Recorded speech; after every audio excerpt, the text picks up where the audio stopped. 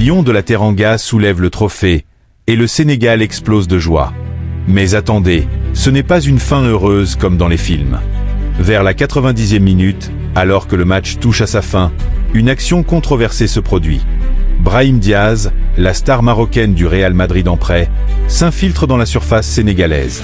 Un contact avec un défenseur, une faute peu évidente comme l'ont qualifié de nombreux observateurs, et l'arbitre siffle penalty. Les Marocains exultent, les Sénégalais voient rouge.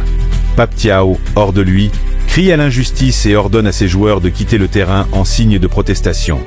C'est l'escalade, bagarre sur la touche, jet de projectiles depuis les tribunes, et le match est interrompu pendant de longues minutes.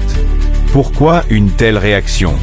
Pape Thiaw, ancien international sénégalais et coach respecté, a expliqué plus tard que ce penalty était un vol manifeste, arguant que la faute n'était pas claire et que l'arbitrage favorisait souvent les grandes nations comme le Maroc. Mais la CAF ne l'entend pas de cette oreille. Selon des sources proches de l'instance, une enquête a été ouverte immédiatement après le match, et la sanction pourrait être lourde. Suspension de plusieurs matchs, amende salée, voire une interdiction temporaire d'exercer pour Thiaw. C'est du jamais vu depuis les incidents de la CAN 2015. Pour comprendre l'ampleur de ce drama, il faut plonger dans l'histoire. Le Sénégal et le Maroc, c'est une rivalité qui date des années 70.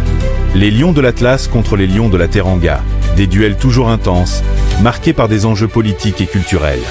Souvenez-vous de la CAN 2021, où le Sénégal avait éliminé le Maroc en quart, ou plus récemment, les qualifications pour la Coupe du Monde où les tensions étaient palpables.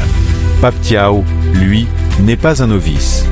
Né en 1981, il a joué pour des clubs comme Strasbourg en France et a été un pilier de la sélection sénégalaise lors de la Coupe du Monde 2002. Devenu coach, il a transformé l'équipe U23 en machine à gagner. Invaincus en phase de groupe, ils ont écrasé l'Égypte en demi. Mais son tempérament de feu est connu.